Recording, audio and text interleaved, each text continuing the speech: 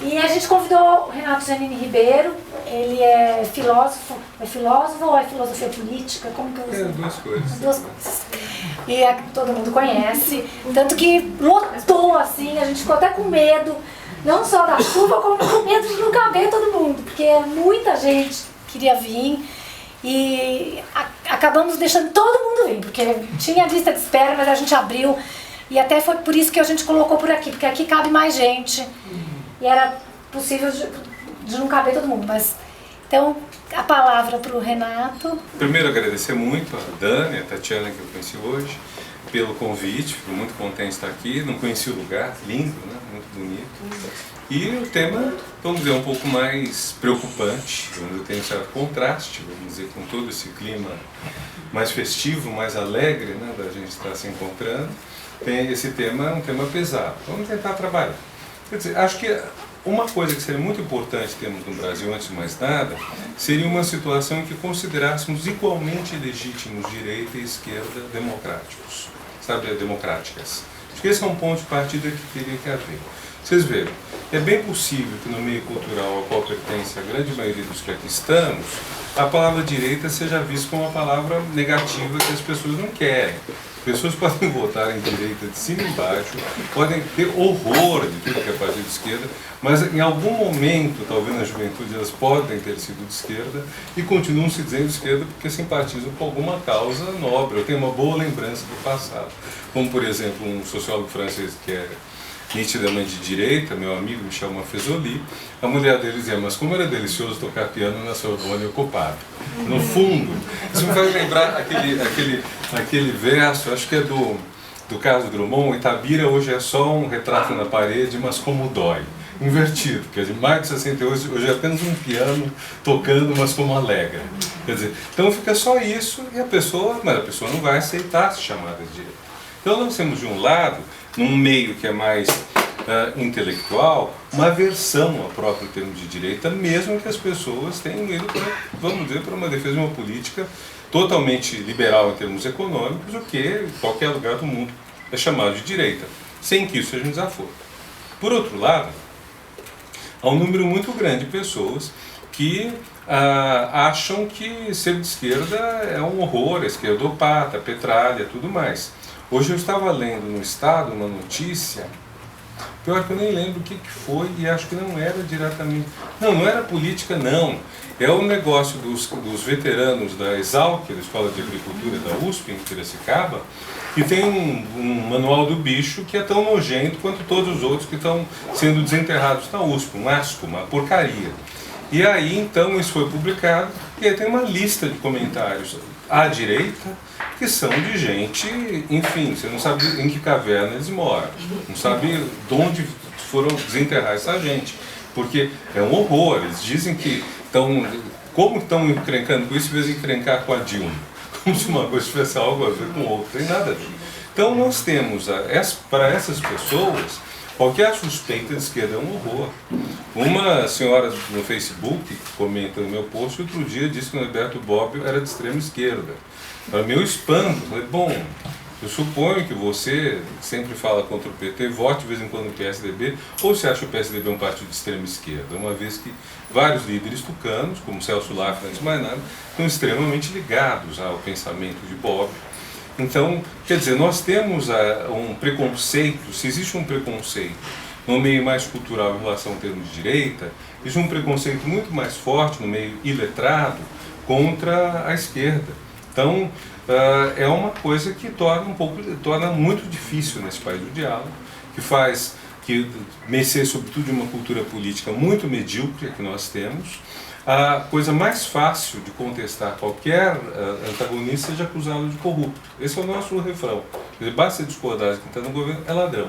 Então Alckmin é ladrão, Dilma é ladra, Fernando Henrique roubou, Lula roubou e todos roubarão também no futuro. Então, quer dizer, a coisa mais fácil é fazer isso, que economiza qualquer raciocínio. Né? Dispensa a gente pensar, porque você não precisa ter nenhuma sofisticação maior. Ao passo que, numa política mais correta, você teria o quê? Você teria uma escolha de um governo ou de outro em função de valores, de ideologias mesmo, no sentido mais nobre do termo.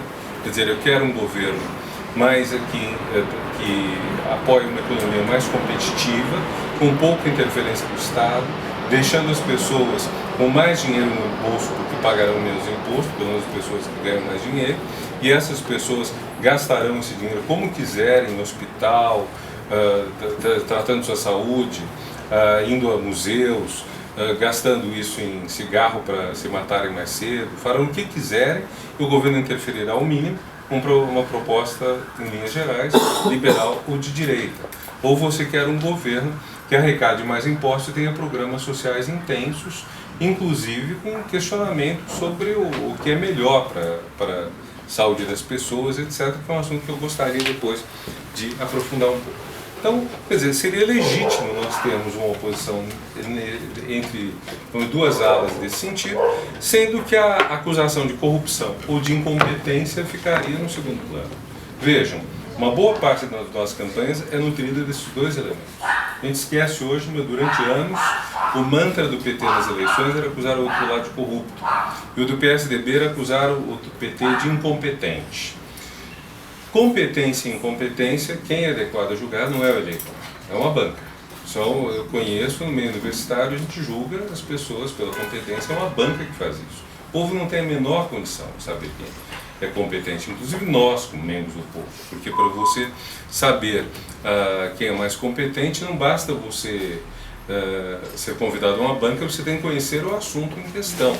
Então, isso não é uma escolha política, é uma escolha de algo que pode ir para um lado, pode ir para outro. Num mundo, não digo ideal, mas melhor, nós teremos candidatos competentes dos dois lados, honestos dos dois ou mais lados, e entre eles faremos uma seleção que não se baseará nem na competência, nem na honestidade, que devem ser supostas, devem ser pré-requisito, mas sim nos valores, nos projetos e para quem que eles são melhores ou piores. Quer dizer, há uma confusão nisso muito grande aqui no país. Bom, mas se o prédio, vamos dizer, entre direita e esquerda, ou se quiserem, centro-direita, centro-esquerda, ou direita e centro-esquerda, há várias formas de pensar isso, está extremamente duro e agressivo, é importante a gente tentar distinguir o que é extrema-direita diferentemente de direita. Vou primeiro evocar uma distinção do Bobbio, mas eu concordo com ela só até certo ponto. Ou antes do Bobbio até.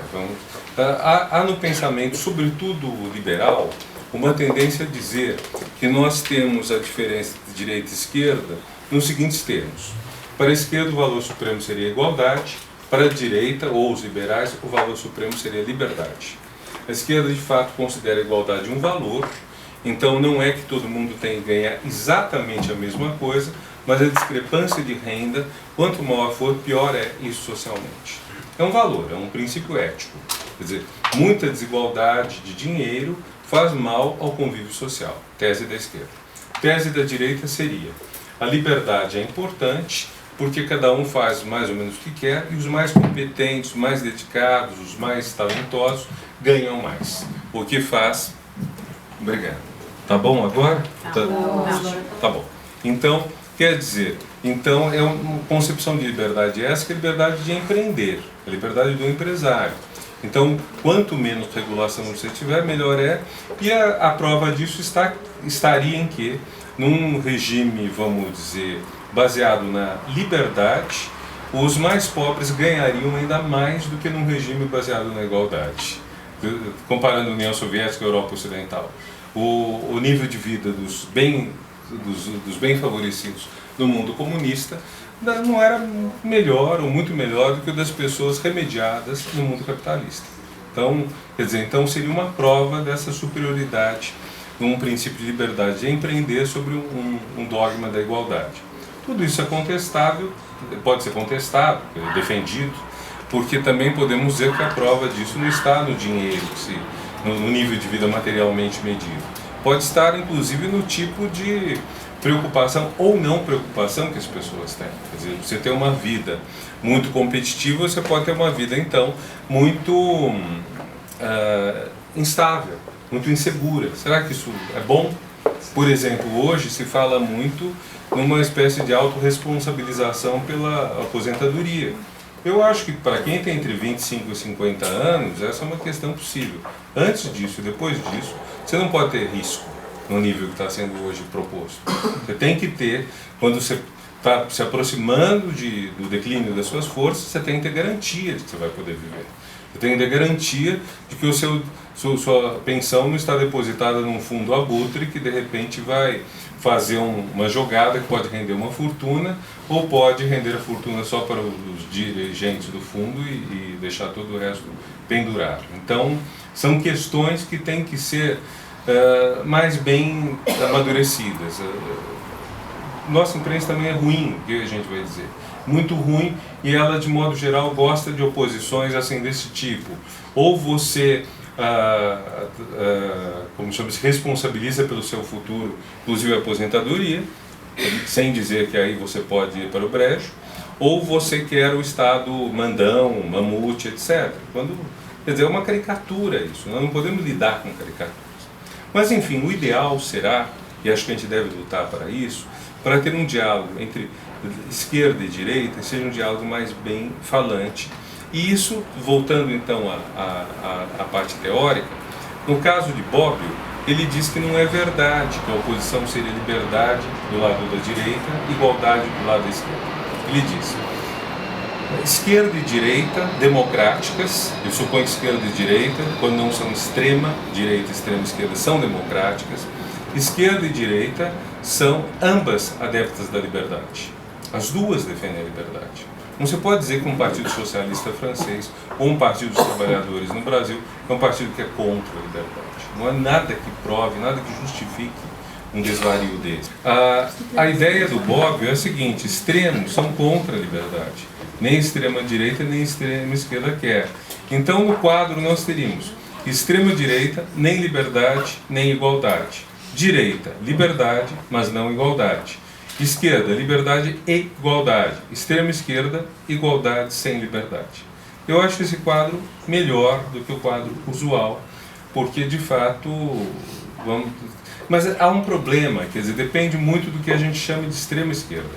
No quadro do Bobbio, a extrema esquerda é o retrato da extrema direita. Acho que não temos evidências para dizer isso. Quer dizer, a não ser que a gente chame de extrema esquerda as ditaduras comunistas. Pode ser, mas elas também já foram embora.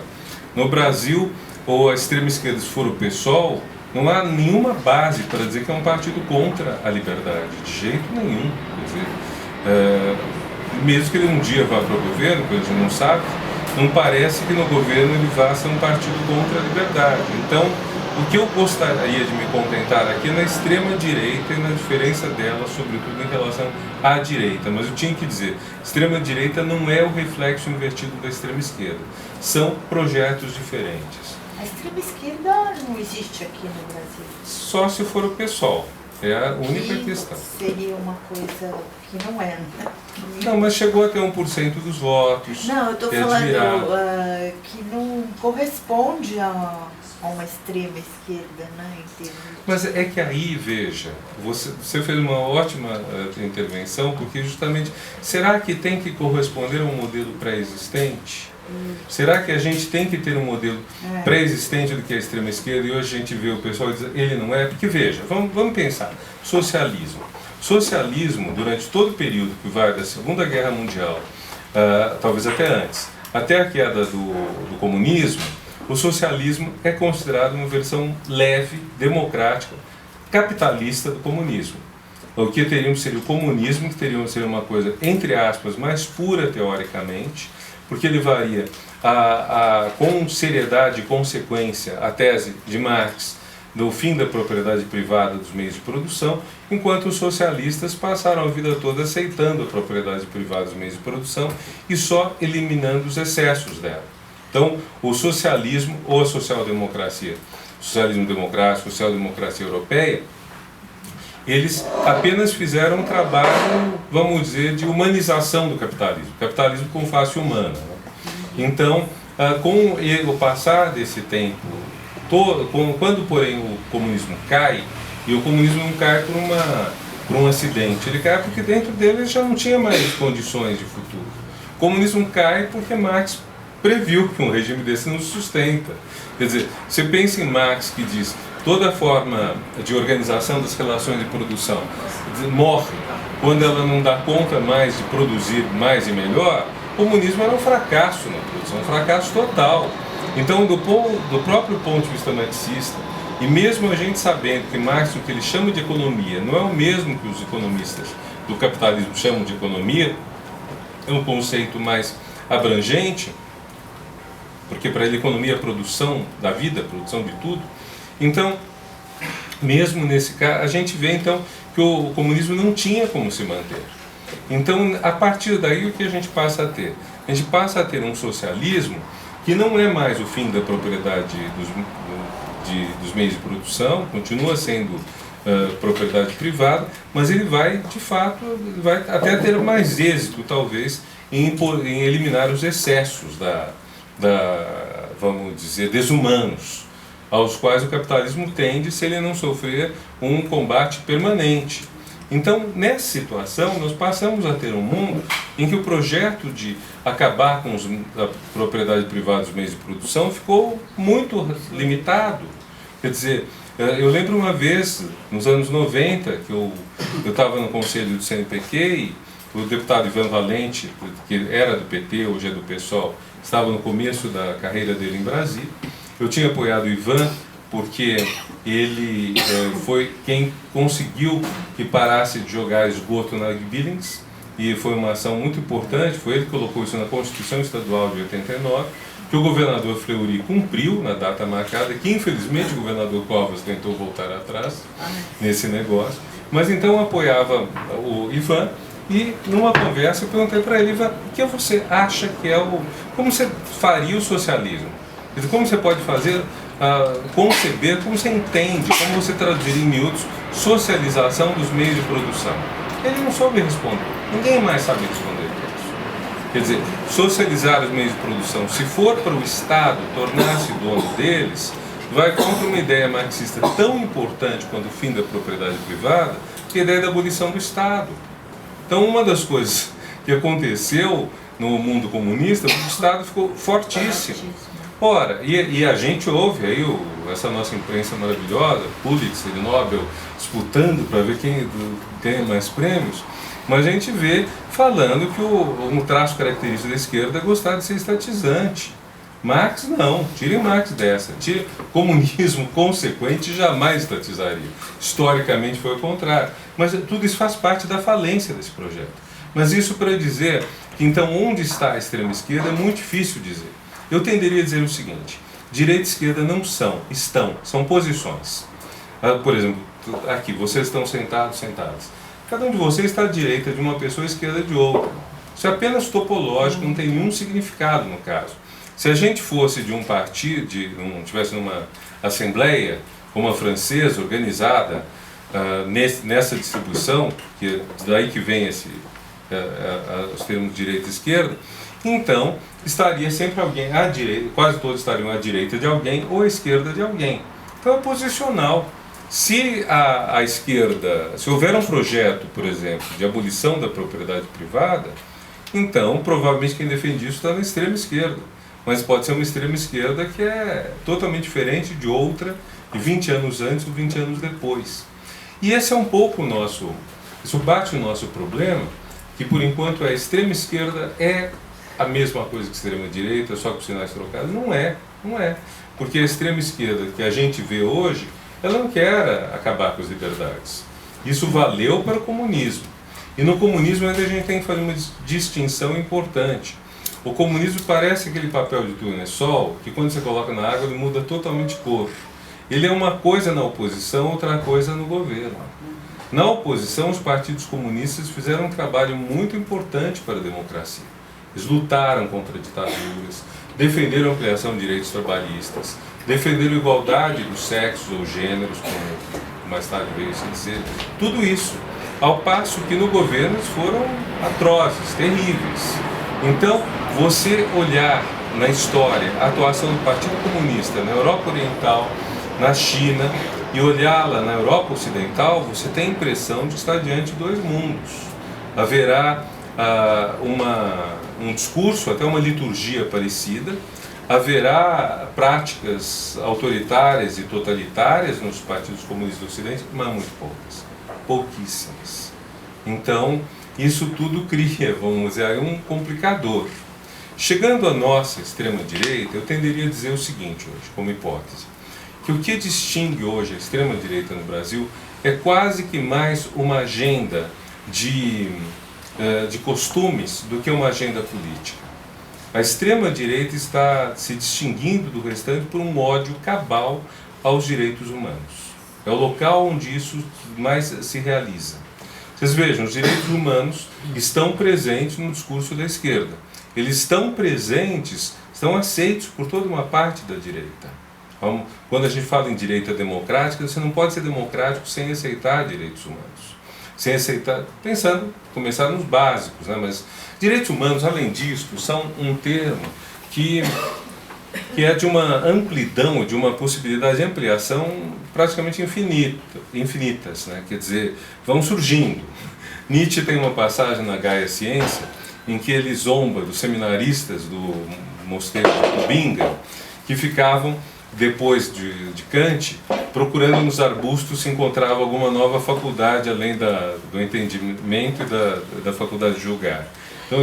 Então, os direitos humanos, às vezes eles parecem assim, cada reunião da ONU surge com uns 3 novos. Mas isso é muito bom, estou falando de uma forma meio irônica, mas é muito bom. Quer dizer, num certo momento você começa a pensar, tem que haver um direito à moradia, tem que haver um direito a tal ou qual coisa. É uma ampliação. Nossa linguagem política, em boa parte, passa por aí. Um dos erros que eu acho que contribuiu para a causa dos direitos humanos ser um tanto impopular em nosso país, mais de um tempo atrás, agora uma nova impopularidade. Houve uma impopularidade logo depois do fim da ditadura. De certa forma, a extrema-direita da ditadura usou os direitos humanos como ponto de ataque. E isso ocorreu em toda a América Latina. Como o nosso subcontinente se livrou das ditaduras quase que na mesma época, numa faixa de 10 anos mais ou menos, caíram, digamos, 82 na Argentina, 90 e pouco no Paraguai, em 10 anos mais ou menos quase tudo desabou.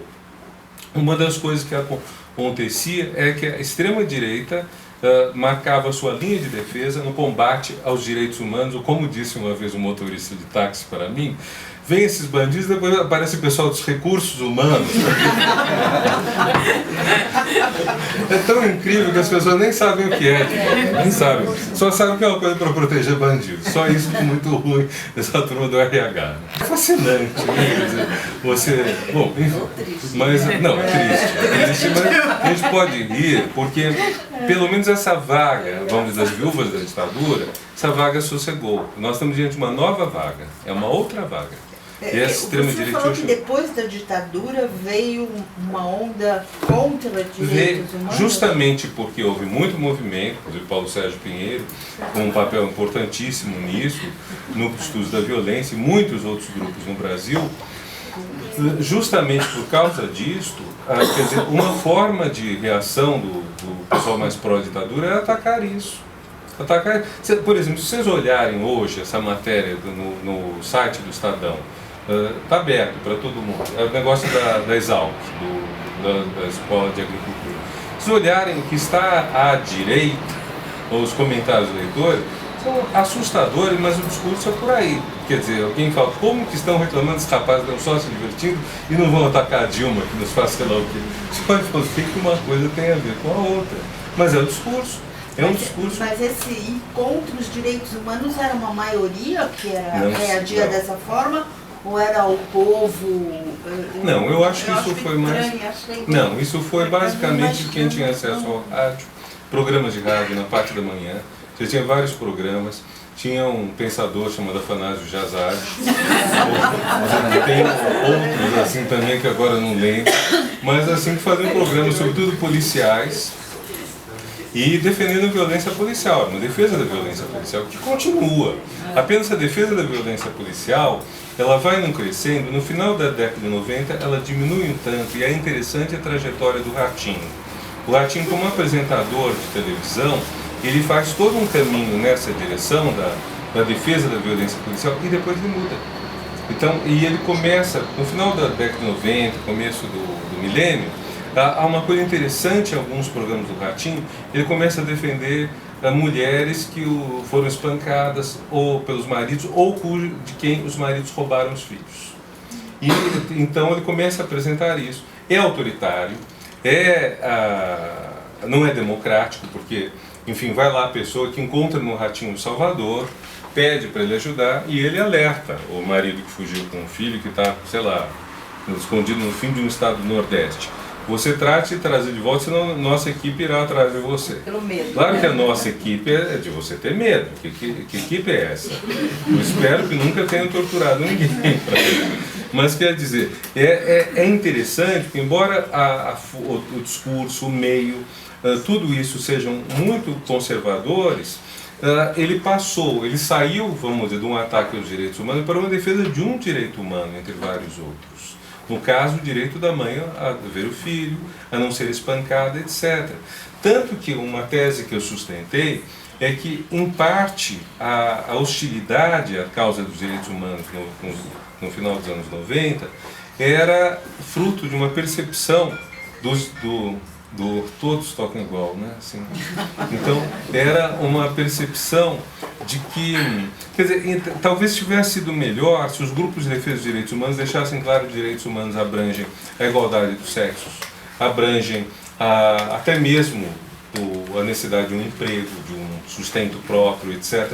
E esses pontos ficaram um pouco em segundo plano diante de uma prioridade muito forte, que era defender os pobres da violência policial.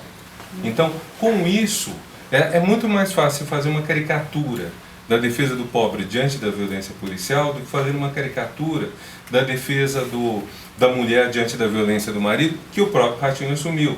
Ou fazer uma caricatura da defesa do emprego que o próprio Maluf defendia.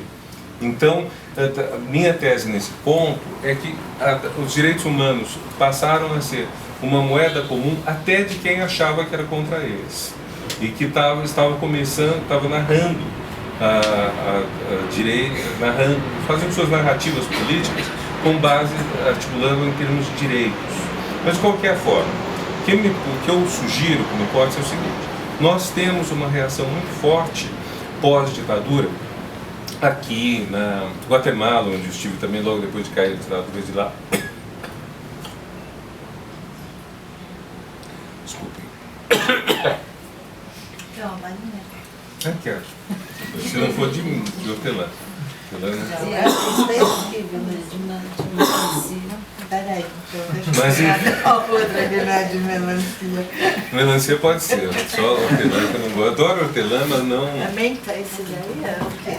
É um ralzinho, eu acho que melancia. Você abre pra mim, se não. Você tem melancia, eu gosto demais de melancia. Imperceptível, né? Como que é? É só agora. Ah, tá, já vi. Tá chovendo, gente! Deu certo. Pessoal, Deu certo. obrigado. Bom, Então... A gente já tá tudo molhado, tá vendo como foi bem bom? Então há uma vertente de extrema-direita que vai depois, de certa forma, reduzindo seu alcance. E essa extrema-direita volta, provavelmente com outros personagens, outros líderes e tudo mais, mas um pouco no mesmo discurso.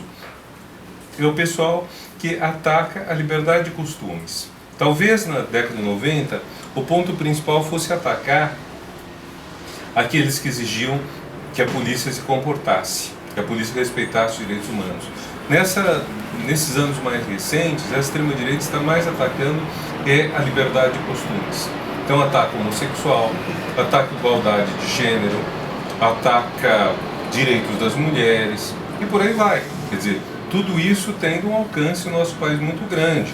Quer dizer, eu comentei eu tenho uma coluna semanal do Valor Econômico, eu comentei no jornal de ontem que se nós tivéssemos uma proporcionalidade às maiorias discriminadas e às minorias discriminadas também, como ia ser o Congresso?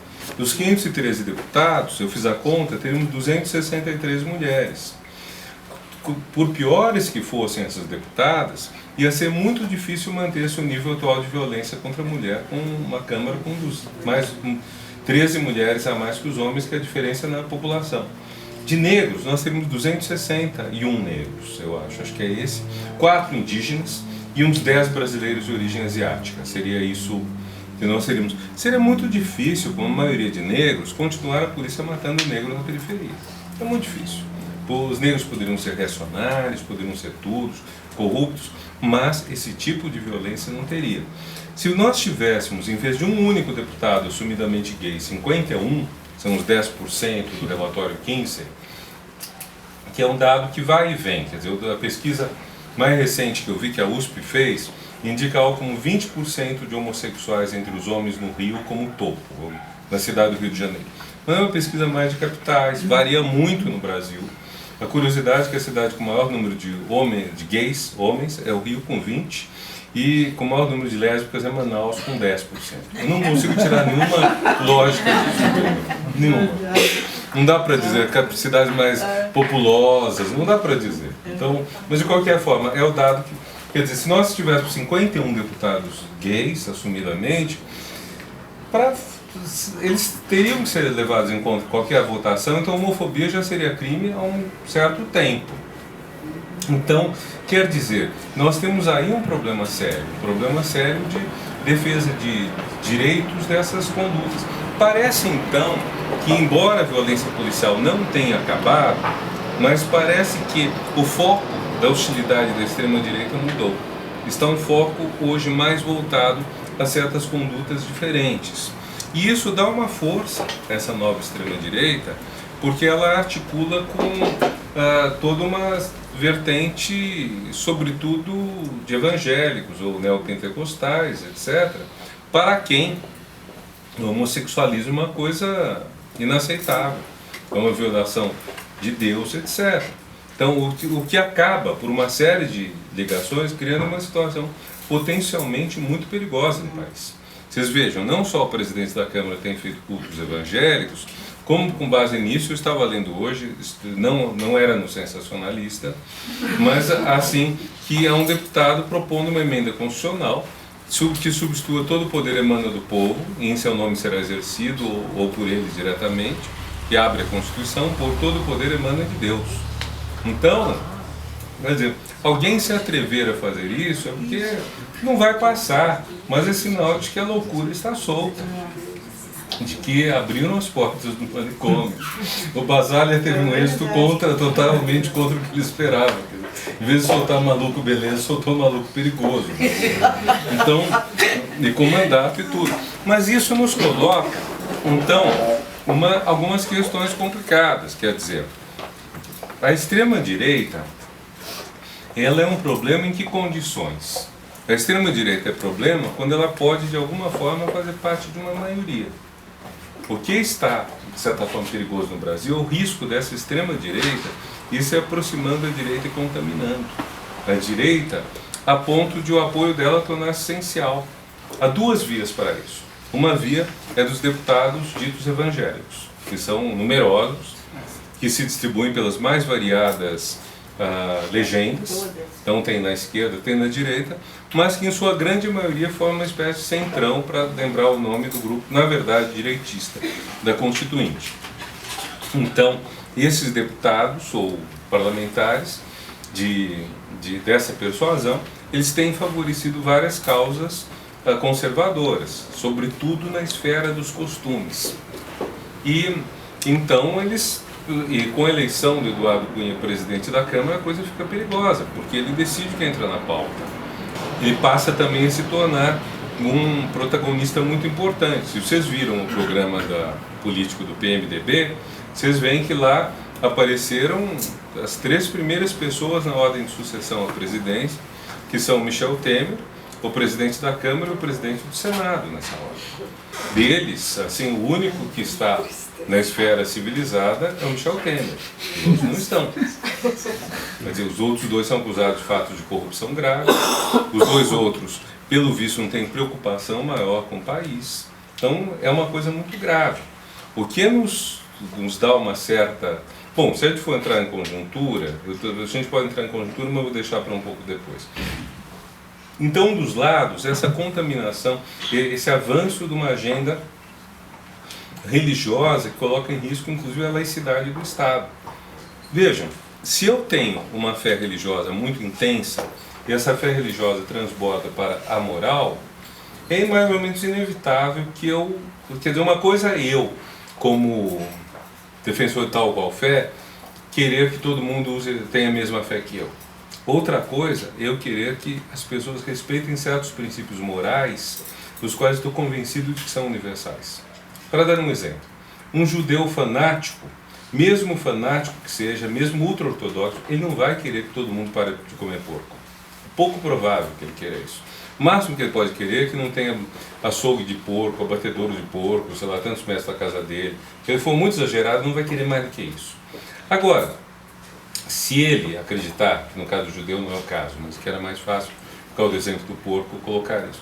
Se ele acreditar que aborto é um crime, isso é algo que ele vai querer que todo mundo respeite, não só quem é da persuasão. Um católico, ele não vai querer que todo mundo, enfim, não necessariamente vai querer que todo mundo respeite o dia do Senhor, não trabalhando nem nada, mas que não faça aborto, ele vai querer de todo mundo. Isso é mais ou menos natural que assim se queira. E é preciso muita discussão para se chegar a uma outra posição. É preciso explicar que o que está em jogo não é simplesmente isso. O contra-argumento, não tente impor sua religião aos outros, é um contra-argumento fraco. Porque se eu estou convencido de que um princípio meu é ético e não religioso, é ético universal e não só da minha religião, não adianta dizerem isso, porque eu não vou dizer que eu estou tentando todo mundo ser católico, judeu ou evangélico. Estou tentando que todo mundo seja decente. E para mim a decência seria, nesse exemplo que eu estou dando, a exclusão do aborto. Então, nós passamos a ter uma contaminação de uma agenda política com uma agenda religiosa na sua vertente ética, ou pseudoética, ou que se apresenta como ética, como vocês queiram colocar. Então, esse é um problema que a gente tem. Outro problema são grupos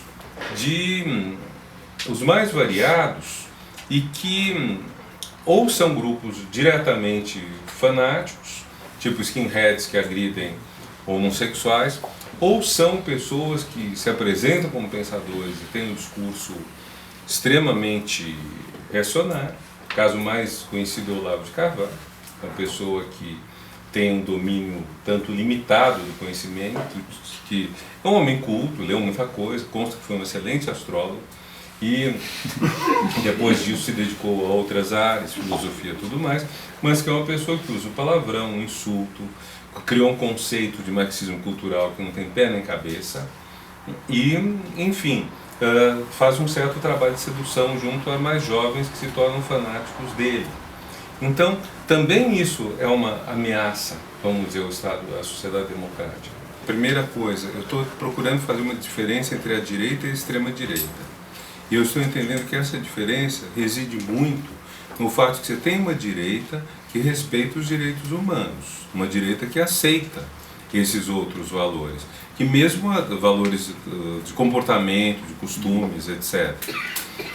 Então, por exemplo, você pega New York Times, o discurso New York Times. O discurso New York Times é um discurso que vai para o lado de direita, vamos dizer, e direita eu estou usando sem nenhum sentido pejorativo, insisto, no mapa mundi em geral. O New York Times defende a rebelião lá da Praça Maidan na Ucrânia. O New York Times tem horror gostaria que Maduro caísse de podre ontem. Ataca os presidentes ditos bolivarianos da América do Sul, de esquerda, etc., com exceção do Brasil e do Chile. Ele tem uma visão, enfim, do Uruguai, ele tem uma visão muito negativa dos presidentes da Argentina, Bolívia, Equador e Venezuela. Agora, jamais sairá do New York Times um mínimo de palavra condenando qualquer liberdade de costumes. Ao contrário, ele defenderá tudo isso de maneira intransigente. E é esse tipo de discurso que para, vamos dizer, a esquerda, sobretudo a esquerda petista, no período da campanha eleitoral e agora nessa campanha de terceiro, quarto, quinto turno, que não acaba nunca, que a esquerda petista tem dificuldade em entender.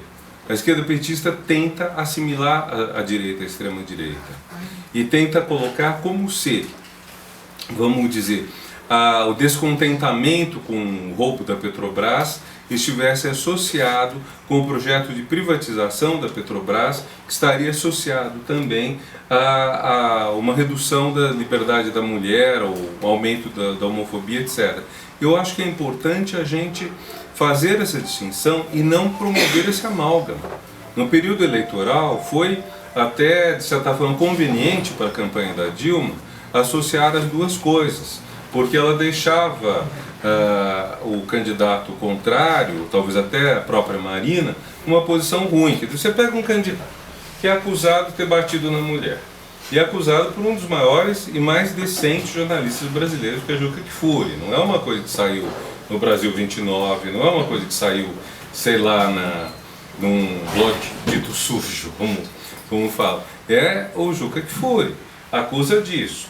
Depois disso, ele se dá a gentileza de chamar as candidatas mulheres de leviana, e diante da mesma pergunta, quando Bonner lhe faz, não é recebido com um adjetivo de leviano.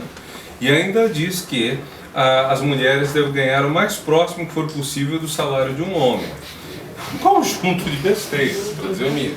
E parece que um dos grandes fatores na derrota de Aécio foi a bem-sucedida construção da imagem dele como um homem, vamos dizer que, para quem mulheres são, quando muito, objeto de consumo, mas não de igualdade. Então, esse é um caso em que a campanha do PT promoveu essa fusão de direita e extrema-direita. Aécio não é extrema-direita, Aécio não tem uma agenda de perseguição às mulheres ou nada disso. Embora não se dê para dizer que eles sejam militantes dos direitos das mulheres, não é mesmo. Mas, de qualquer forma, acho que é bom a gente fazer um pouco essa distinção, porque senão nós tornamos as coisas piores do que são, primeiro, e, em segundo lugar, nós fortalecemos um processo que está de fato acontecendo de contaminação do nosso partido liberal, que é o PSDB, pela extrema-direita. Há um processo disto. Há um processo pelo qual parte dessa extrema-direita vai entrando lá, é um processo confuso, né? Quer dizer, uma frase idiota ontem do nosso senador de São Paulo, que diz que tem que sangrar a presidenta da República. Claro que sangrar é no sentido figurado, mas é uma frase extremamente infeliz, para dizer o mínimo. Não sei se vocês viram a resposta do Ronaldo Caiado. Caiado. É muito engraçado. O que ele respondeu? Desculpa. Dá um pouco de detalhe, mas disse assim, como médico, eu sei que sangrar não adianta, e que na verdade ele não estava querendo atenuar, ele queria agravar. Quer dizer, ele disse o seguinte: a estratégia que o PSDB nos impôs, a nós do DEM, então PFL, em 2005, de sangrar o Lula por causa do mensalão, em vez de atacá-lo direto, deu errado. Então vai sangrar a Dilma, vai dar errado, tem que atacar mais de riste. Mas quer dizer, do ponto de vista do significante, o que ficou foi o Caiado mais moderado que o nosso senador paulista, o senador que teve o maior número de votos no nosso estado já.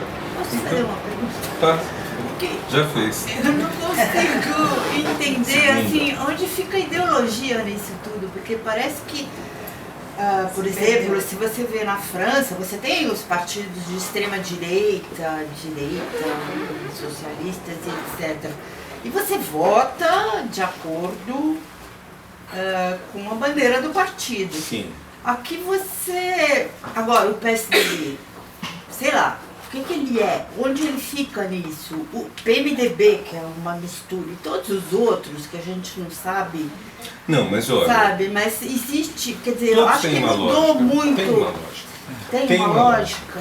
Veja, o PSDB tem a lógica de um partido liberal, dentro quer dizer, o social-democracia não é a praia deles, mas o liberalismo é a praia deles. Liberalismo entendido no sentido, basicamente, que não é o melhor, o sentido mais profundo, mas é um sentido de liberdade para os agentes econômicos em relação ao Estado. Isso também é fraqueza do PSDB, porque o PSDB hoje não consegue ir além do discurso economicista. O projeto do PSDB para o país é basicamente Armínio Fraga. Não é assim, Veja, Fernando Henrique tem um discurso que eu acho incrível, de 1997, em que ele diz: estamos diante de uma nova renascença. A internet vai permitir uma libertação de forças humanas nunca antes vista. E ele falou isso num encontro de empresários, que não tinha público menos adequado para ele falar isso. E isso ficou nisso. Hoje, quando alguém é saudado como candidato tucano, porque essa pessoa assumiu mesmo o legado do Fernando Henrique em vez de escondê-lo, como fizeram Serra e Alckmin a seus respectivos tempos, essa pessoa assume o legado do Fernando Henrique só na privatização, não pega nada mais dele. Fernando Henrique, por exemplo, conduziu a transição para Lula de maneira admirável. Admirável para os nossos mores políticos e, ao mesmo tempo, muito boa para os interesses do capitalismo internacional, na medida em que ele fez o Lula a comprometer-se com as metas dele. Aí, não havia? Com as metas, não, aí não era esquerda. Mas quer dizer, o que eu quero dizer é que você tem, por exemplo, Fernando Henrique, que não é um homem de esquerda, não tem nada de esquerda no projeto dele. Mas Fernando Nunca Henrique, foi? isso é outra história. Estou falando do que não pode ser uma memória do passado. Assim, não, muitas memórias no passado, muitas. Mas veja, a gente não pode mais. Mas o ponto é o seguinte: não podemos mais usar esquerda como elogio. Quer dizer, acho que aqui mais gente provavelmente usaria esquerda como elogio do que como a crítica ou menos ainda insulto. Nós não podemos pensar que uma pessoa, porque é de esquerda, está do bom lado. Quer dizer, tem que saber. Agora, por isso que é muito importante a gente fortalecer o que possa separar a direita da extrema-direita. Nós não podemos facilitar esta fusão, que foi muito útil por questões eleitorais ao PT, em 6 meses atrás, mas que, na verdade, vai ficando muito perigosa. Você falou dos partidos. PSDB, então, é um partido liberal. PT é um partido que parte de um princípio altamente ético. O PT era o grande partido ético brasileiro, até 2002. Por quê? Porque ele juntava a condenação à corrupção e a condenação à miséria. Era o mesmo discurso que condenava as duas coisas.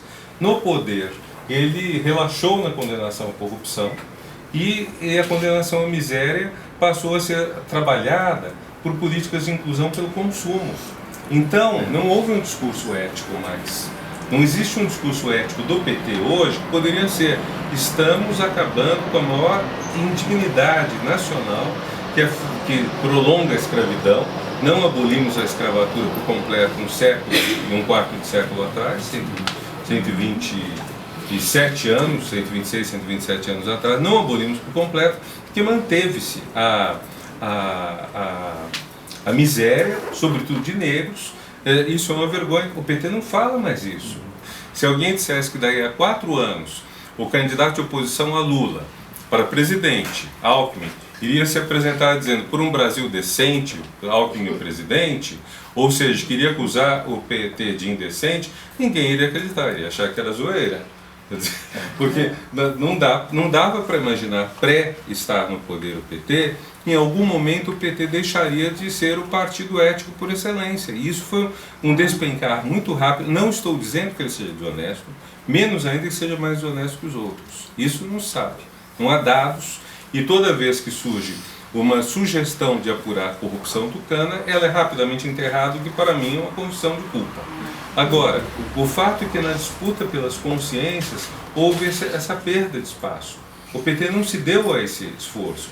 Então, há um conceito de Gramsci que eu vou usar de uma forma... Gramsci é um autor muito simples. É um autor admirado por muita gente, mas ele é simplinho. É fácil, não tem grandes mistérios o Gramsci. Mas uma das grandes ideias dele é a ideia de hegemonia. Quer dizer, você conquistar, vamos usar um termo um sinônimo fácil, os corações e mentes das pessoas. Ora, no Brasil, aparentemente, as eleições se seguem a conquista da hegemonia por um partido. O PMDB chegou à presidência, derrubou a ditadura e chegou à presidência em 85, porque ele conseguiu tirar a hegemonia da ditadura.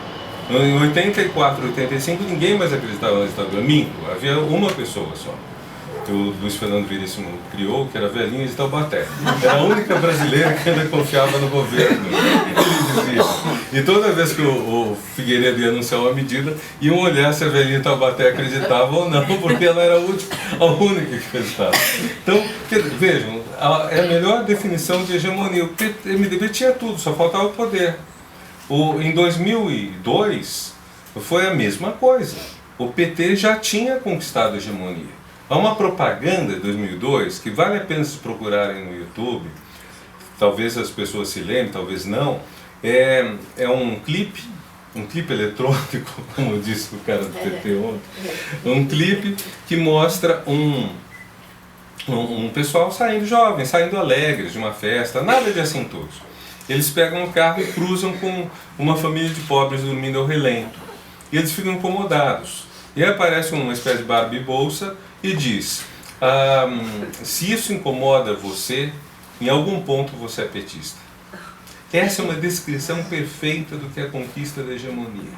Se em algum ponto você sente que isto está mexendo, então em algum ponto você compartilha esses valores que são os do PT. O PT conseguiu essa hegemonia. E ele perdeu. Quer dizer, hoje a presidenta foi vaiada pelos trabalhadores no AMB. Sei lá que trabalhadores, sei lá como foi, júbilo na Rádio Cultura, etc. e tal, mas o fato é que o discurso que se ouve, quer dizer, aqui em São Paulo, muitos lugares, sala de espera, táxi, etc. Você começa se as pessoas começam a conversar, num instante chegam a política e chegam a difamação, os maiores absurdos. Dizem que se você discorda, você pode ser ofendido, tudo mais. Então, essa situação é a situação de uma perda de hegemonia, mas uma perda de hegemonia sem ter lutado por ela. Então o PT ficou numa situação muito esquisita, que é ele conservar a maioria de votos, ganhou as eleições, isso não há dúvida, mas conservar a maioria de votos sem ter, porém, a maioria da opinião pública.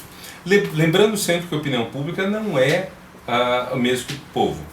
Quer dizer, a opinião pública é sobretudo quem tem acesso à mídia. É quem se locomove na mídia. Ela está crescendo graças à internet e à rede, sobretudo a grande rede social que é o Facebook. Mas a opinião pública não é a população como um todo. Então, numa sociedade mais ou menos rachada como a nossa, você pode ter uma opinião, um eleitorado que vota do PT e uma opinião pública que não vota nisso.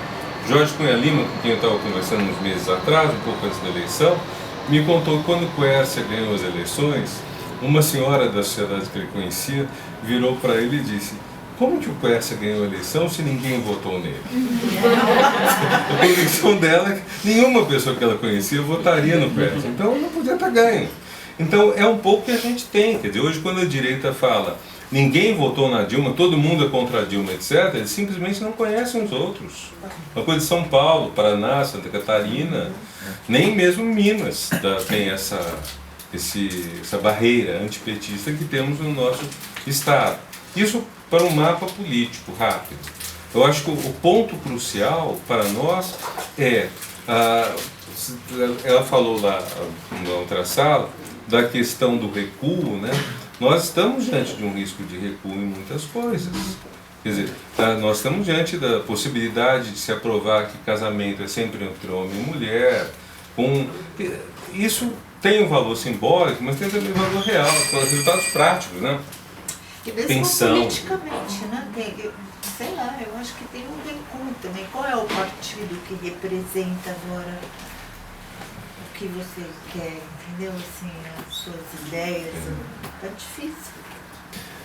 O PT, uma diferença só em favor do PT é a seguinte: o PT se alia, mas vamos dizer, esse horror fica fora do PT.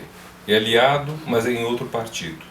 Ou dentro do PT é difícil você ter gente, o Crivella, etc., todos continuaram sendo de outros partidos. No PSDB está havendo uma ligeira contaminação, não sei onde vai. Mas, por exemplo, teve nas duas últimas eleições uma candidata, agora eu não lembro o nome, ela tinha o final 300, eu acho, no número 45.300, Daniela Schweren. Schwartz não é mais um nome parecido com isso. E que a pregação dela era para violência policial direta, etc. Uma candidata do PSDB. Só um outro exemplo para você, o deputado que propunha o projeto da cura gay é um exponente do PSDB, é um goiano lá que... Chega a ser expoente? Ele é um... Tá, mas enfim, quer dizer, houve essa contaminação um pouco maior, o PT deixa isso fora, embora se alie, etc.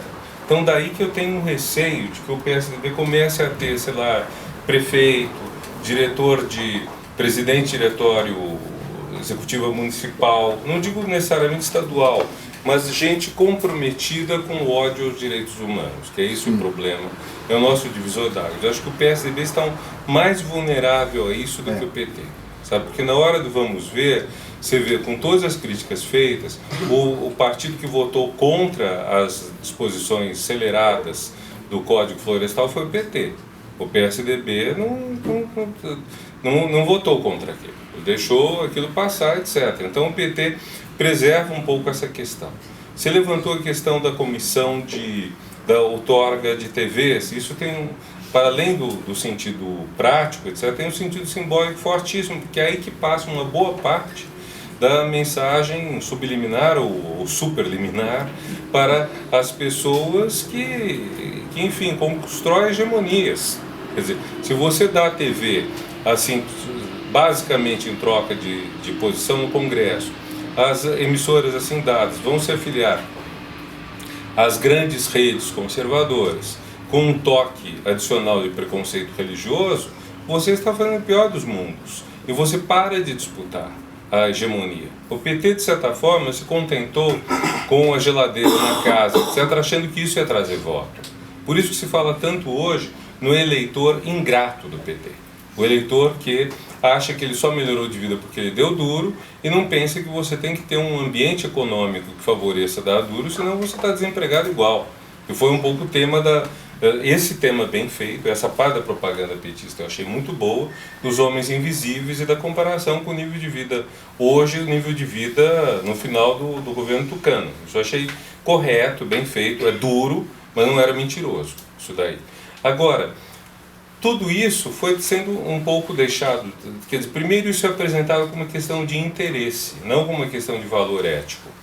Eu não sei se é um defeito da área de ser professor de ética e filosofia política, mas eu tendo a pensar uma coisa que o Al Gore, que foi candidato dos Estados Unidos à presidência e ganhou as eleições de 2000, lá embora não tenha tomado posse, que ele diz que é que nos Estados Unidos geralmente as grandes causas pegaram quando elas deixaram de ser causas partidárias e se tornaram até mesmo religiosas.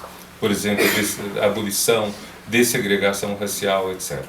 Sem chegar até o religioso, eu diria, quando você consegue fazer que a grande maioria da sociedade compartilhe uma causa que antes era partidária, que ela de particular se torne universal, você tem esse passo para você promover uma transformação.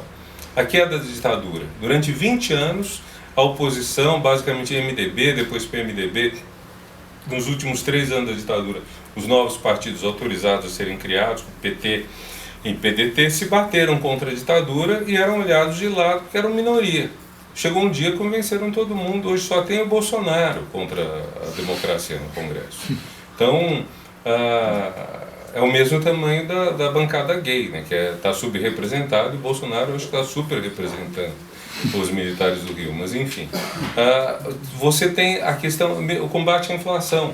A inflação durou no Brasil décadas, e ela acabou vencida na hora que, por uma espécie de esgotamento e percepção ao mesmo tempo que aquele jogo não beneficiava ninguém, se aceitou uma situação que implicou perdas para várias pessoas, talvez para muitas pessoas, mas perdas, quem sabe, curtas, de curto prazo, de 1, 2 anos.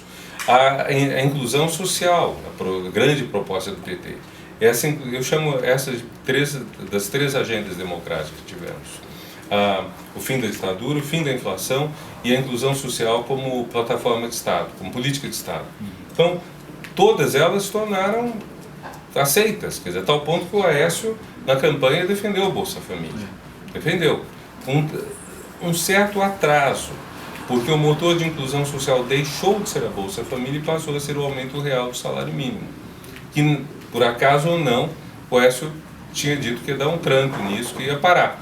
Quer dizer, então, houve mas, de certa forma, você tem construção de políticas que transcendem o próprio partido.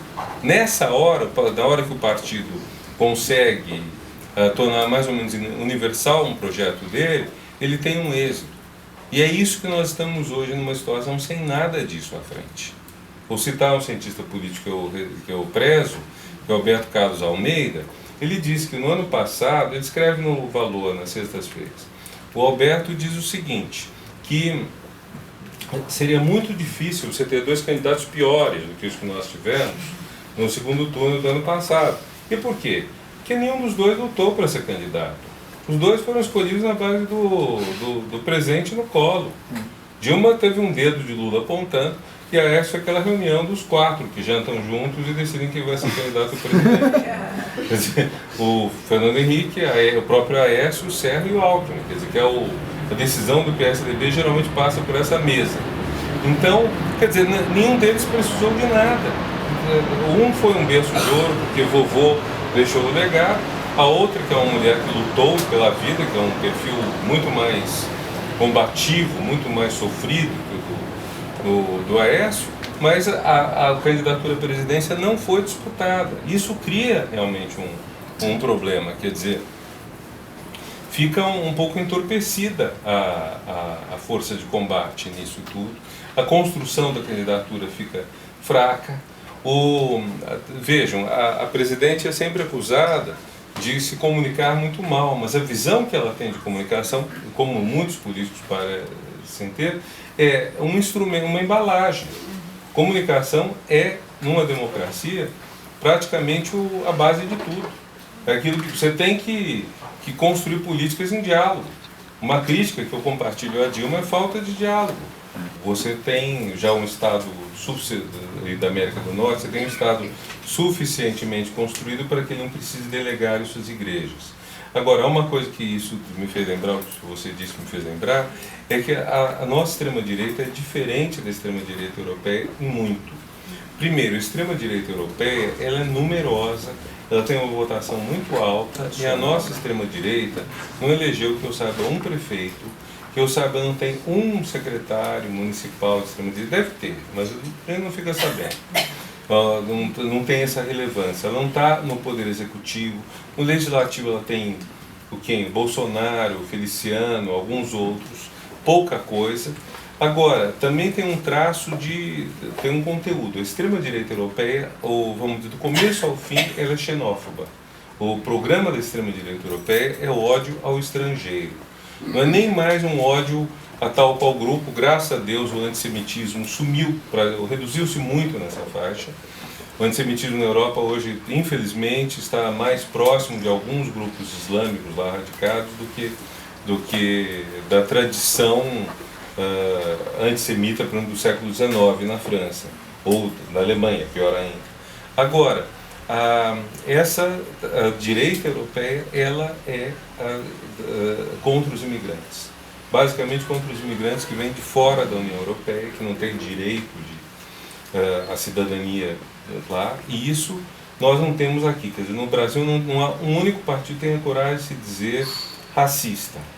Agora, como a nossa extrema-direita, a rigor, vamos lembrar, ela não é um partido, nem 2 partidos, ela é um sentimento, é uma articulação. Essa extrema-direita brasileira, ela acaba tendo um racismo anti-nordestino e anti-negro. Alguns dizem que o sexismo, o preconceito contra a mulher seria uma forma de racismo. Acho difícil, mas enfim, é um preconceito intenso da mesma natureza.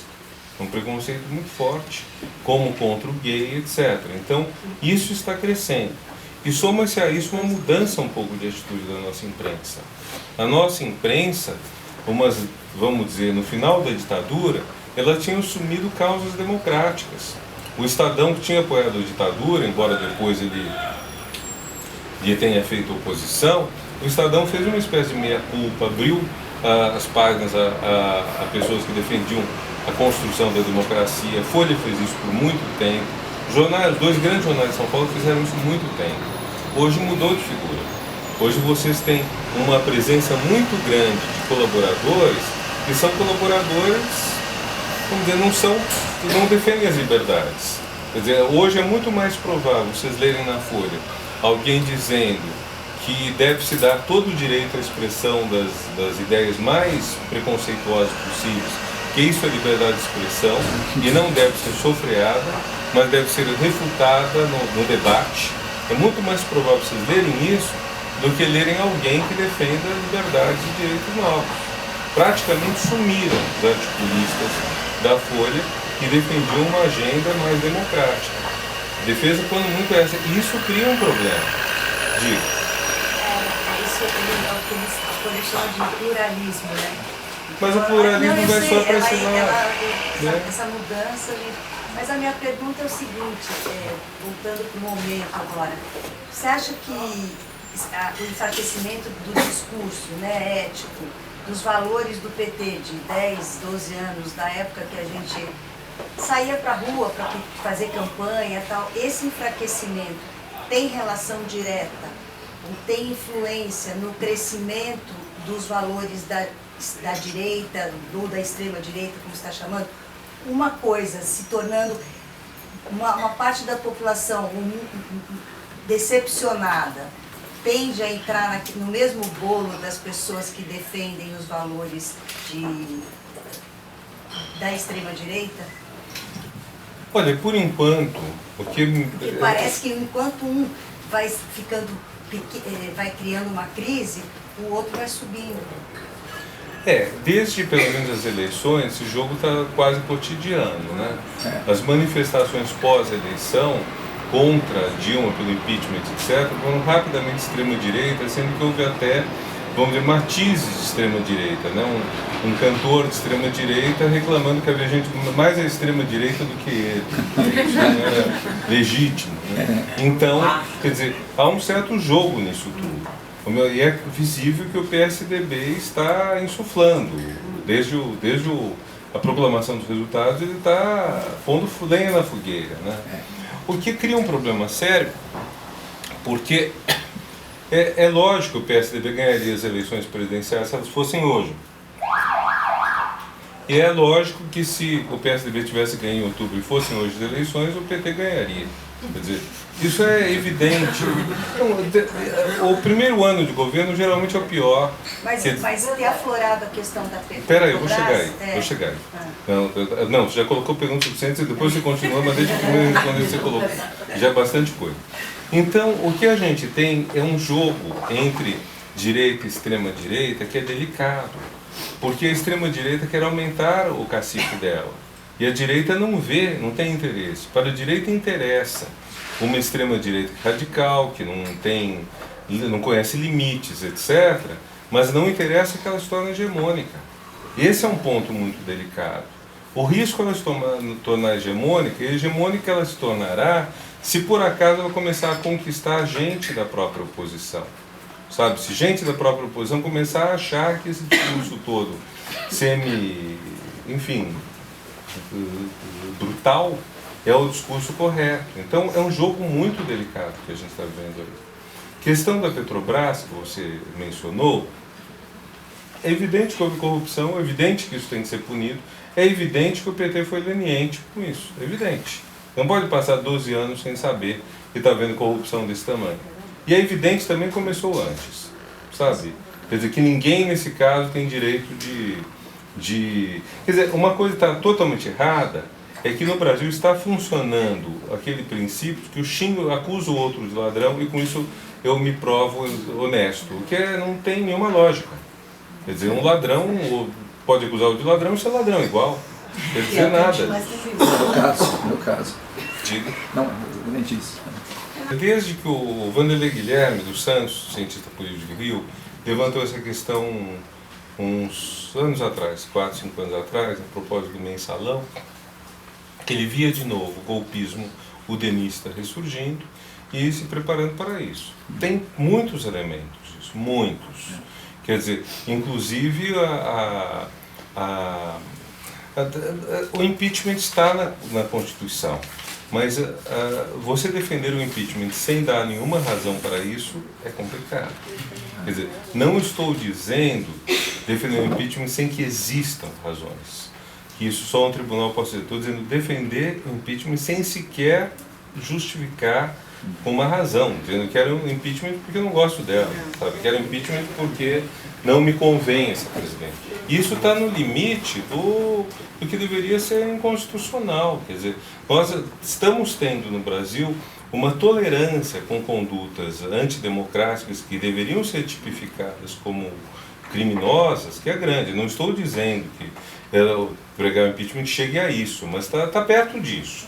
Está perto de pregar a volta dos militares. Pregar a volta dos militares devia ser crime. Empregados deviam ir para a cadeia, sabe? E pronto, sei lá quantos anos, mas devia ir para a cadeia, porque não... A Europa, vários países da Europa criminalizaram a pregação nazista.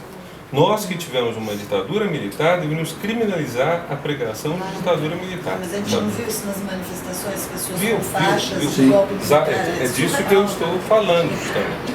Agora, então, por um lado, tem essa possibilidade toda.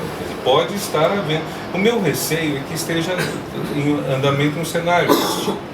Um cenário que possa dar, não digo um golpe militar, mas o que estão chamando de golpe paraguaio. Veja, por exemplo, hoje a Folha publicou um roteiro do impeachment que está certo até o último quadrinho. No último quadrinho entra uma loucura. O último quadrinho diz que Dilma seria afastada depois de um processo que está descrito corretamente, que é um processo difícil, e que aí o vice-presidente assume, a não ser que ele seja condenado também. Bom, para o vice-presidente ser condenado por impeachment, ele tem primeiro de se tornar presidente, porque não é impeachment de vice-presidente na Constituição. Ele tem que se tornar presidente e, pela jurisprudência dominante, que o Aires Brito mencionou ontem, tem que ser condenado por um crime cometido no exercício das funções durante este mandato. O Aires Brito estava dizendo que ela fez no primeiro mandato não seria razão para impeachment, porque agora esse mandato está valendo. Ora, se o Temer não exerceu, não é presidente, como ele pode ser impeachment? Não pode. Então, aí a Folha sugere uma outra razão, que seria a de ter havido compra de votos na campanha dele. Mas a campanha do vice-presidente não existe. Ele é eleito para presidente. Então a campanha é dela. Agora, se ela, pela compra de votos na campanha, não pode ser julgada por impeachment. Talvez possa ser cassado o mandato pelo Tribunal Superior Eleitoral. Que é outra via que a gente não sabe se pode ou não acontecer. São as duas vias que me parece pelas quais o Judiciário poderia afastar, quer dizer, uma do não Judiciário, Congresso, outra Judiciário. Primeiro, eu acho que nós estamos numa situação que talvez seja bem descrita pelo ponto cobrador do governo Fonseca, que é o sujeito, no caso é um pobre, um pré-rapado, começa a matar a gente porque está querendo cobrar todo o atraso, tudo que ele nunca recebeu na vida. Eu acho que isso chegou a um ponto limite. Ninguém mais está... A paciência se esgotou. Foi muito errado a Dilma pedir paciência. Porque se há uma coisa hoje que está em pequeno fornecimento, pequeno estoque, é paciência. E não é paciência por causa de uma perda de dinheiro ou de uma subida de gasolina. É perda de paciência de tudo, sabe? Quer dizer, hoje uma amiga minha que está num conflito numa vara de família, foi na vara de família, para isso ela teve que fazer toda uma série de coisas, deixar filhos, pagar a pessoa para ficar. A pessoa que ia receber, ela tinha esquecido que tinha marcado ela. Então, quer dizer, a gente tem uma experiência assim de poder de Estado. Então, cansou do fornecimento privado, da assistência técnica que não aparece, ou que diz que vai aparecer em qualquer horário ao longo do dia.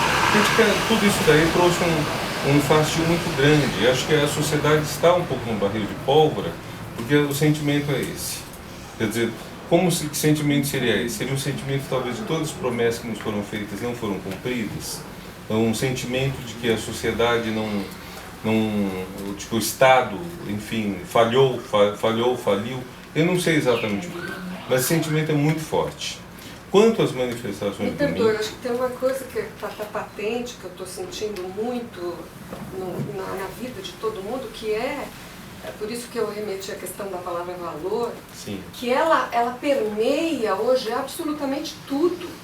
Ela está nas relações pessoais, ela está nas relações com fornecedores, ela está nas relações comerciais, ela está nas relações políticas. Então é a tal história como houve há pouco tempo. Eles lá, somos nós aqui. Eles saíram de nós, portanto a crise é muito mais larga e ela diz respeito a cada um de nós aqui. Por isso é que eu estou a gente precisa sair dessa coisa do partidário. Você tem razão em insistir na palavra valor, porque ela dá um upgrade na questão toda. Quer dizer, ela agrava, não é que melhora, ela agrava. Ela deixa claro que não é apenas um descontentamento, por isso que eu falei, não são os 20 centavos nem do ônibus, nem da gasolina, sabe? É uma questão de um fracasso muito maior, uma coisa muito maior. Acho que esse é um ponto muito complicado. Você depois tinha colocado outra questão. Sobre o que vai ocorrer no domingo. Mas de qualquer maneira você também vê assim, de que isso de fato. Eu vejo isso assim. Agora, o domingo está sob o fantasma do impeachment, né? Quer dizer, acho que do domingo existe um elemento de golpe que está no horizonte. Eu acho que as pessoas têm o direito, quem quiser ir, vá na manifestação de domingo. Eu não iria, em hipótese alguma, nessa manifestação. Iria ou na de quinta do PSOL, contra tudo que está aí, ou na de sexta em defesa das políticas sociais, jamais na manifestação da direita. Mas eu acho que todos esses grupos estão manifestando, mesmo que não tenham muita consciência disso, uma grande insatisfação. O problema é que a falta de volta à cultura política nossa é medíocre. Então as pessoas protestam da forma errada contra o sujeito errado. Quer dizer, então você vai ter gente protestando como as pessoas que dizem que Dilma é responsável pela falta d'água. Sabe? Então você tem um monte de falsos de destinatários errados que são coisas muito complicadas nisso tudo. Quer dizer, então isso, o meu receio nessas manifestações é muito simples. Você tem um grupo se manifestando, esse grupo cruza com uma pessoa que tem um emblema de outro partido, ou tem cara de outro partido, ou é sabidamente de outro partido, e começa um confronto. Aí isso transborda, você não sabe onde isso vai dar. Sabe? Pode uma pessoa provocar um grupo que está manifestando, e pode um grupo ofender um indivíduo, ou dois ou três que estão passando. O assassinato desse menino, filho de homossexuais, esses dias, é um sinal muito grave do que está no horizonte. Quer dizer, pode acontecer coisa desse tipo com filho de petista. Filho de tucano eu acho menos provável, porque a agressão, vamos dizer, a irritação está indo mais nessa direção. Mas pode acontecer, sabe? Pode acontecer. E pode acontecer na base de um ataque, outro revida, etc. A questão as bandeiras do pessoal são exatamente o oposto das bandeiras da extrema-direita. O que eu estava dizendo é que a crítica usual que o próprio Bob faz é que a extrema-esquerda seria o reflexo, com pequenas mudanças, com mudanças, sim, da extrema-direita. As duas seriam antidemocráticas. Não há nenhuma proposta do pessoal que você possa chamar de antidemocrática, é isso que eu quis dizer. Então acho que foi uma pequena confusão. Não foi isso que eu quis dizer, não. É só pensar nessa correspondência aqui, né? Sim, mas que... Mas não tem nada a ver com totalitarismo. Tem nada a ver com repressão. Essa questão, eu espero que vocês tenham razão. O problema que eu vejo, quer dizer, sim, quer dizer, você tem iniciativas na direção da educação, você tem o projeto que Fernando Haddad, como ministro, introduziu, de uma política sistêmica de melhora da educação básica, que passou pela construção de um indicador da qualidade da educação básica. Eu lembro, eu era diretor da CAPES quando isso foi lançado, e o nível mais baixo de educação básica no Brasil era na Bahia, e a proposta era ter ações que em 15 ou 20 anos nos levariam ao nível da OCDE, da Organização para a Cooperação e Desenvolvimento Econômico, que reúne os países mais prósperos do mundo. Então o Brasil estaria tendo uma meta de longo prazo de para onde tem que melhorar a educação, e essa meta passa pela construção de termômetros poderosos, a Provinha Brasil, a Prova Brasil, o Enem, enfim, o ENAD, uma série de indicadores que mostram como está a educação no país, como está a educação por escola. A decisão, por exemplo, de divulgar os resultados dessas provas por escola foi uma decisão muito disputada dentro do MEC, porque havia pessoas que achavam que divulgar por escola causaria discriminação contra tal e qual escola, enquanto outras pessoas achavam, que é a minha posição também, que é uma informação importante para as famílias, as pessoas pressionarem as escolas e os gestores delas, se forem públicos, os donos delas, se forem privadas, para melhorar a educação. E em função disso, um conjunto enorme de medidas foi adotado, inclusive uma que na ocasião parecia pequena, que era você destinar uma frota nova de ônibus para levar criança à escola nas áreas rurais.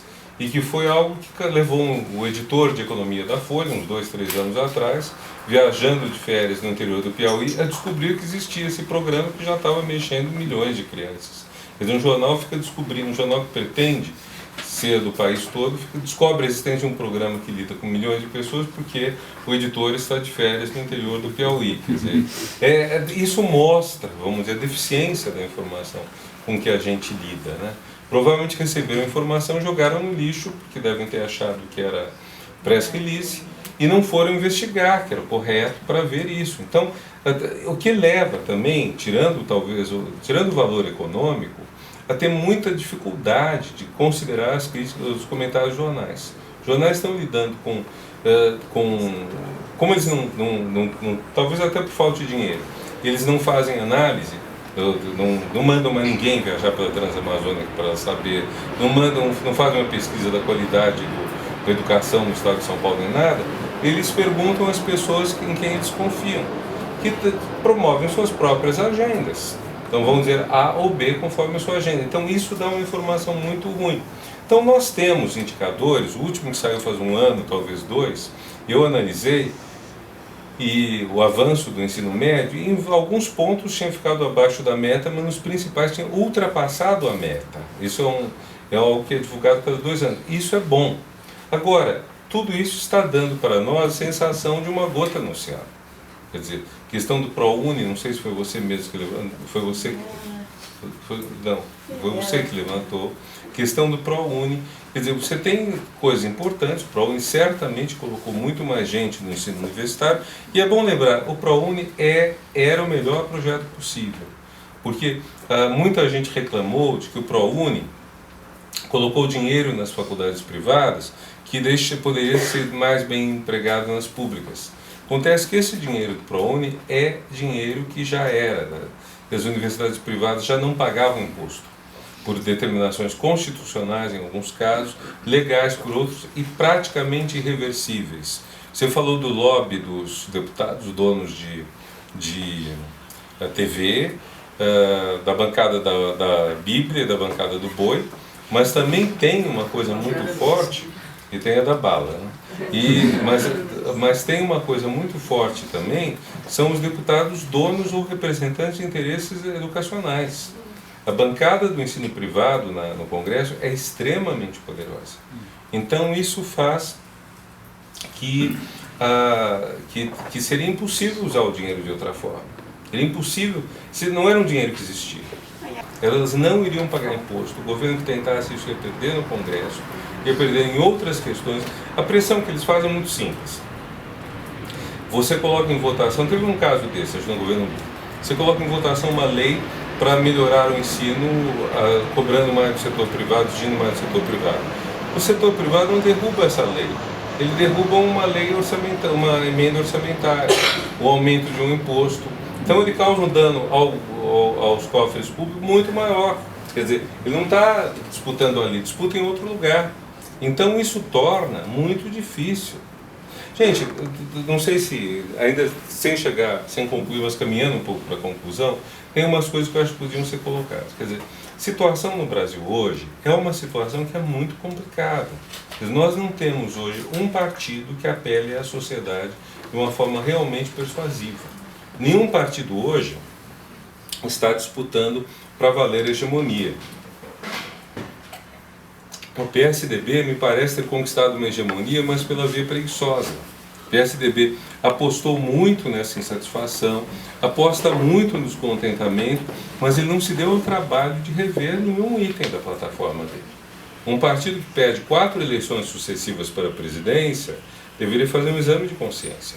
Deveria ver o que ele está propondo e que não está emplacando.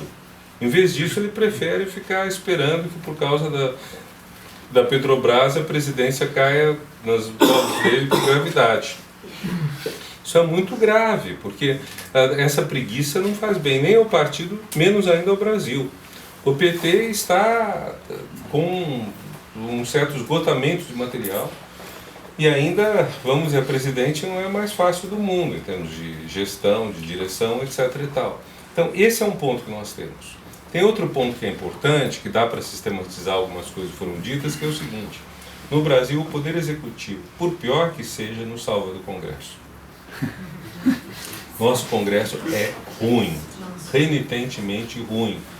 Então, você, se não tiver, Fernando Henrique nos salvou do Congresso, Lula nos salvou do Congresso, Dilma nos salva do Congresso, porque o veto presidencial, as medidas provisórias, acabam gerando peças legislativas melhores do que as que emanam do Congresso. Desse Congresso, dificilmente vai sair uma coisa que preste.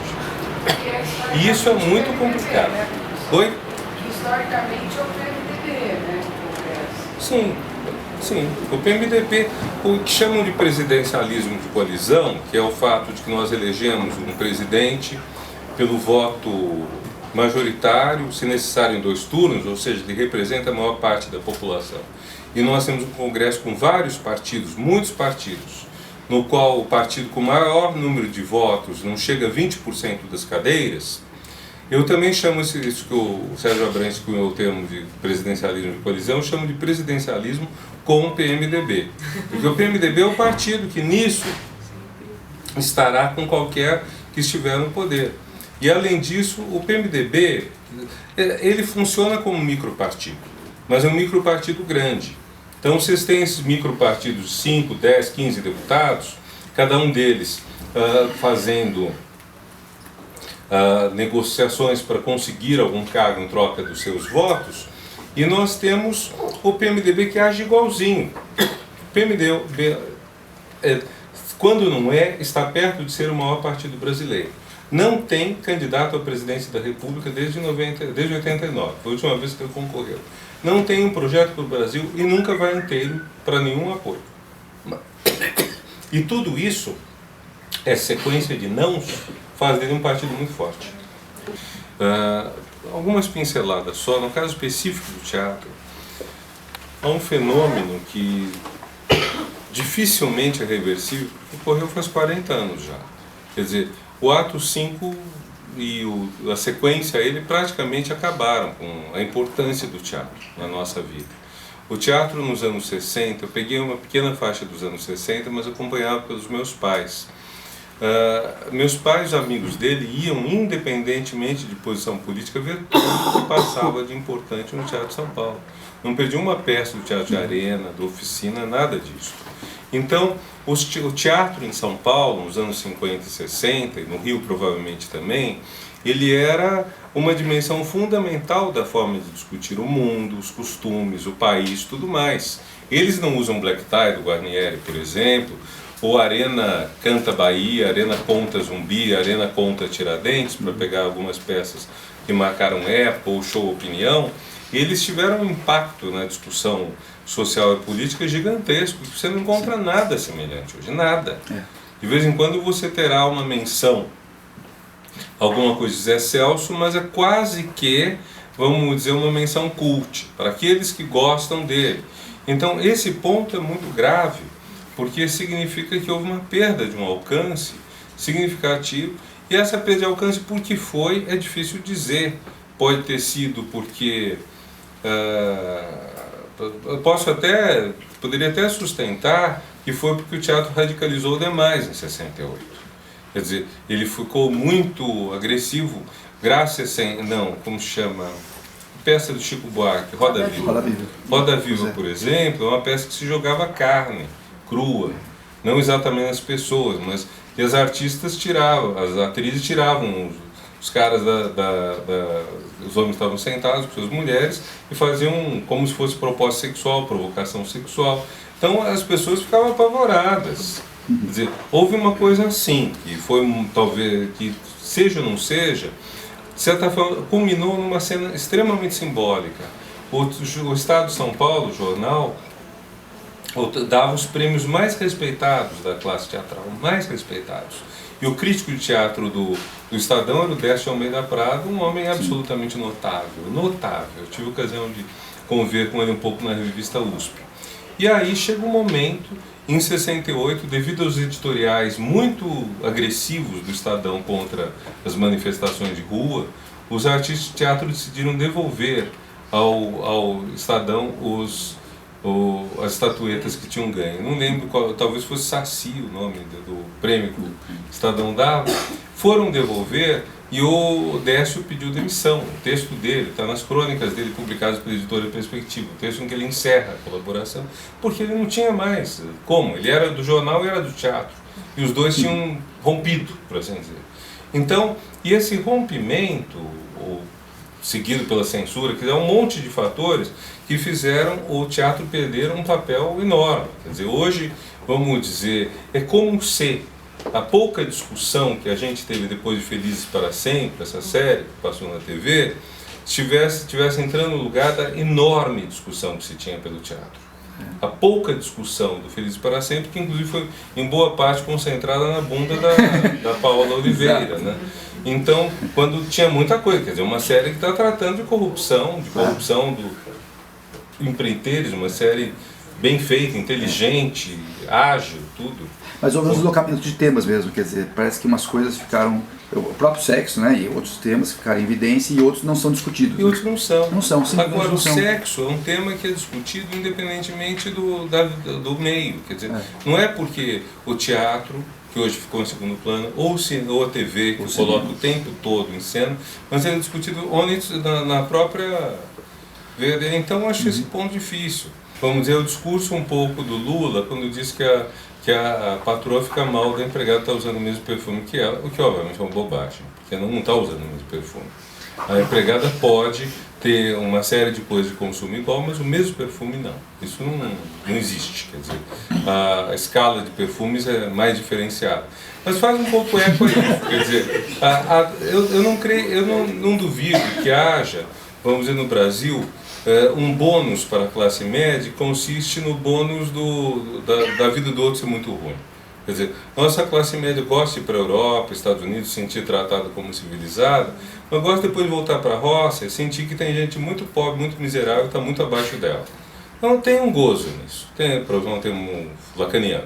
Tem um negócio assim de muita satisfação vicária que seria difícil superar. Quer dizer, a ideia de igualdade no Brasil é muito difícil. Nesse ponto eu concordo com o Boito, do texto que eu não li, que você está falando, e o discurso normal do PT, que inclusive Marilena Chauí e outros usam.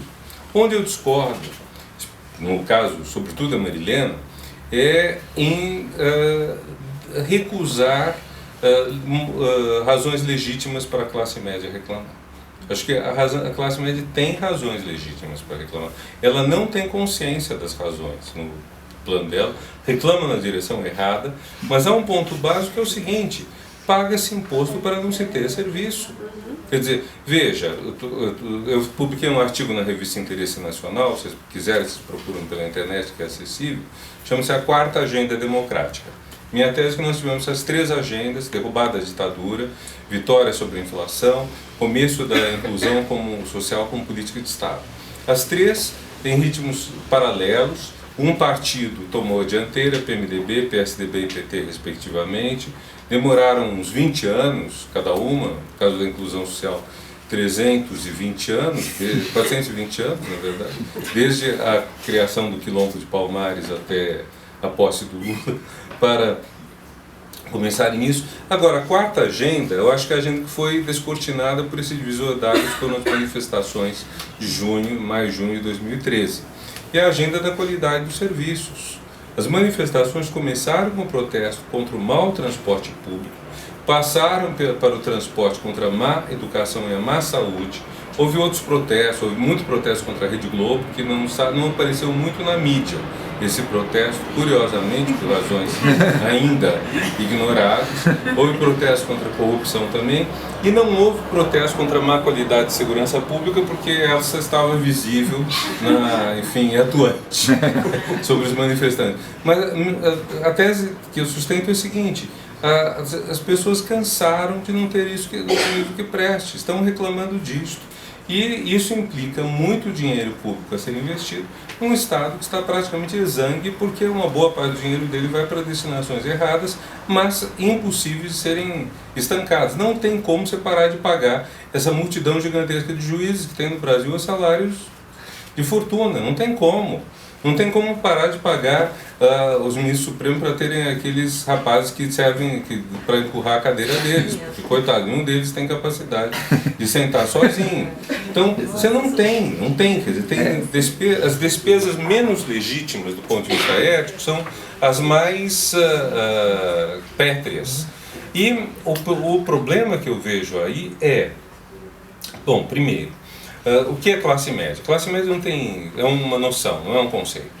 Você não tem um conceito preciso. Eu posso ter um conceito que é burguesia, definir com precisão o conceito do que é proletariado, classe operária. Classe média não é propriamente um conceito, cada um define do seu jeito. Eu posso definir classe média pela autodenominação. É de classe média quem se considera tal. Agora, o que me parece ser o grande distintivo de ser de classe média no Brasil? É você pagar a saúde privada e ter o carro privado. Começa por aí. Se você quiser classe média full, você agrega a isso o segurança privado e a escola privada. São os 4 pontos, são 4 tarefas fundamentais do Estado, algumas delas indelegáveis, ou na sua própria execução, como a segurança, ou no seu controle, como as outras 3, transporte, controle de qualidade. E essas 4 é classe média que não tem mais isso, que não paga, ou melhor, quem paga isso não desfruta disso. Você paga o hospital, vai no particular, e a saúde é o pior dos casos. Você não paga 2 vezes, paga 3. Porque muita gente tem plano de saúde, paga o imposto, tem plano de saúde, não sei se muita gente. E ainda quando precisa de um médico, paga o médico bom, porque o médico do convênio não dá. Então, você passa a ter uma situação no país que é uma situação de descontentamento muito grande. Então, é legítimo as pessoas que estão nessa situação se insurgirem. É claro que elas transformarem isso em queixa contra os pobres, que estão vagabundos, que só têm filho por causa do Bolsa Família, que é uma mentira, e outras coisas assim, é outra história, faz parte da má cultura política dessa gente. Mas acho errado atribuir à revolta da classe média motivações estritamente ideológicas. Você tem outras motivações. E essas motivações têm que ser levadas a sério. Quer dizer, a Carta Capital, ontem ou hoje, fez uma crítica à forma de como o PT lida com a comunicação, está correta. Quer dizer, a minimização das panelaços. O panelaço não foi tão grande. A manifestação domingo deve ser maior. Mas o panelaço, a minimização, a ridicularização, a associação à varanda gourmet, tudo isso é divertido, é bom, não está errado, mas tem que se prestar atenção nisso, não se pode desqualificar. E há uma tendência às vezes a desqualificar isso que não me parece correta, porque acaba criando uma miopia na percepção do que está acontecendo na nossa sociedade. Muito obrigada.